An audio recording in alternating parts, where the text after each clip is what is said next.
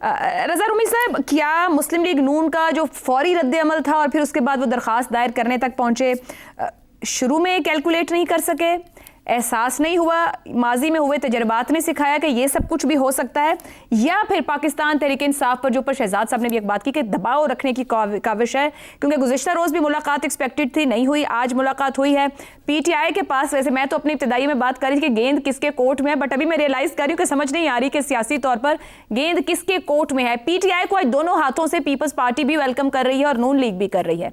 सो हुकूमत का रद्द-ए-अमल कितना जेन्युइन लग रहा है और कितना सिर्फ प्रेशर रखने के लिए है?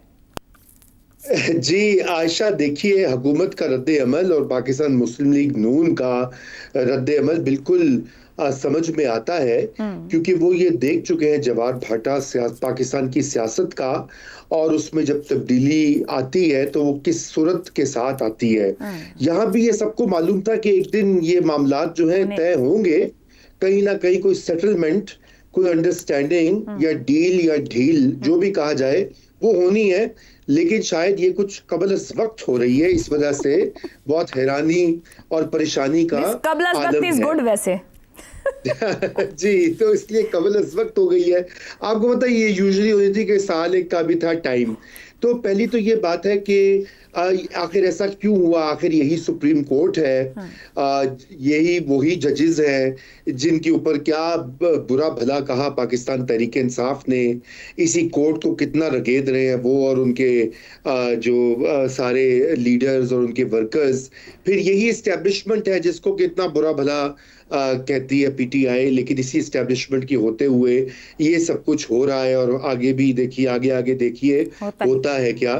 तो क्योंकि अभी तो इब्तिदाई इश्क है, रोता है क्या, मेरे ख्याल से इस शेर पे बात खत्म कर देनी चाहिए। लेकिन वाकया यूं है कि मेरे ख्याल से ये एक ऐसा फैसला है कि जो कि मालूम था कि एक पॉइंट के ऊपर कोर्ट्स जो है वो इंटरवीन करेंगी, और गवर्नमेंट प्रिपेयर्ड नहीं थी इसके लिए पूरी तरह से। और शायद यही वजह कि उसके बहुत सारे पीएमएलएन के जो लोग हैं उन्होंने तो साजिश भी करार दे दी। वो भट्ट साहब ने कहा कि जी तो नवाज शरीफ की हुकूमत के खिलाफ एक और साजिश हो गई है, वगैरह वगैरह।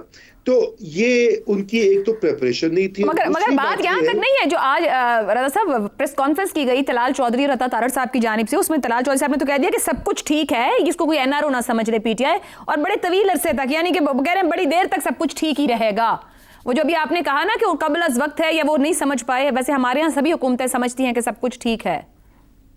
जी, वो अभी तक तो यही समझ रहे हैं। देखिए, अभी भी कोई एज सच मौजूदा फेडरल गवर्नमेंट को कोई खतरा नहीं है। ये ऐसा नहीं है कि ये एक फैसले के बाद कोई हालात इतने जल्दी बदलेंगे कि चंद ही महीनों में धड़न तख्ता हो जाएगा। फिलहाल उसके आसार नहीं है। मगर ये बात जरूर है कि एक कोशिश इस वक्त की जा रही है पॉलिटिकल अकोमोडेशन की, यानी कि एक कौमी इत्तेफाक राय पैदा किया जा रहा है जो 28वीं आईनी तरमीम ने आना है। आयशा, इसके ऊपर भी हम बात कर चुके हैं। सबसे पहले तो उसमें मकामी हुकूमतों का मसला है, उसमें एनएफसी अवार्ड के अंदर जिलाई हुकूमतों के लिए कुछ रुकूम मुख्तस करने का फैसला है ताकि सूबे जो है वो स्टाफ ना कर सके लोकल गवर्नमेंट्स को। और फिर नए एडमिनिस्ट्रेटिव यूनिट्स का भी मामला है जिसके ऊपर काफी वर्किंग हुई है और बातचीत जारी है, और वहां से रेजिस्टेंस आ रही है पाकिस्तान पीपल्स पार्टी से भी और पीएमएलएन से भी। पीएमएलएन जो है वो पीपीपी के पीछे उनका कांधा इस्तेमाल करके इस पूरी चीज की मुखालिफत करी है। देखिए ना, ये पार्टीज इंट्रेंच्ड हैं, पीपीपी इंट्रेंच्ड है सिंध में, और पीएमएलएन जो है वो पंजाब में इंट्रेंच्ड है। वो समझते हैं पंजाब उनकी राजधानी है, पीपीपी समझती है कि सिंध उनकी राजधानी है। तो इस पूरी चीज को शेक अप किया जा रहा है। इसलिए गालिबन ये एक मैसेजिंग भी है इन दोनों बड़ी पार्टियों के लिए कि अगर आप ये समझते हैं कि आप इस मामले पर नहीं चलेंगे हमारे साथ, तो फिर और ऑप्शंस भी मौजूद हैं, और उस ऑप्शन का आइए रास्ता खोल देते हैं। तो एक तो ये बात है। अब मैं आपको दूसरी चीज ये भी बता दूं कि ये भी थ्योरी गर्दिश कर रही है काफी अरसे से, काफी हफ्तों से मैं सुन रहा हूं कि शायद जो है अगले एक साल के अंदर अंदर या उससे पहले ही कोई कौमी हुकूमत बन जाए जिसमें सारी पार्टीज शामिल हों, मौजूदा कोलिशन भी हो और पीटीआई के लोग भी शामिल हों और उस कौमी तो हुकूमत अगले अगले टॉपिक पे भी रजा साहब इस पर आते हैं। आपने बिल्कुल सही कहा, ऊपर पॉलिटिकल अकोमोडेशन का लफ्ज इस्तेमाल करके भी इसको मजीद खोल दिया है कि किधर रास्ता जाएगा। ज़ैगम साहब, हुकूमत चली गई है अदालत, बजाय के खान साहब को शिफ्ट करती अस्पताल, खुद अदालत पहुंच गए हैं। क्या हुकूमत फैसले पर मिनोअन अमल करवा कर सियासी अदम इस्तेहकाम के खात्मे की बुनियाद रखने की सियासी जुर्रत का मुजाहिरा करेगी? आयशा, परेशानी की बात है, बहुत परेशानी की किसके बात लिए? है। पुराने इश्क की आग अगर दोबारा भड़क उठे ओए होए होए होए। तो हंसते बसते घर उजड़ जाते हैं वाह। और शबाना रोज की मेहनत जो है वो रायगां हो जाती है। आप देखिए, कल तक ये मुस्लिम लीग नवाज वाले बूम बूम जस्टिस कर रहे थे। तारिक फजल चौधरी साहब कह रहे थे लेटर एंड स्पिरिट में अमल होगा, राना सनाउल्लाह साहब कह रहे थे मेरिट पर फैसला होगा, और आज ये अर्जियां लेकर दोबारा सुप्रीम कोर्ट पहुंच गए हैं।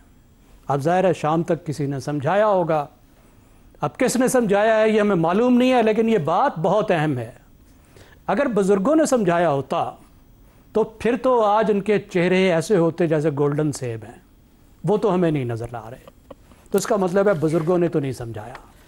घर में ही इन्हें यह मशवरा मिला है कि आप जाओ और अपना डिस्प्लेयर जाहिर करो कि ऐसा नहीं होना चाहिए था।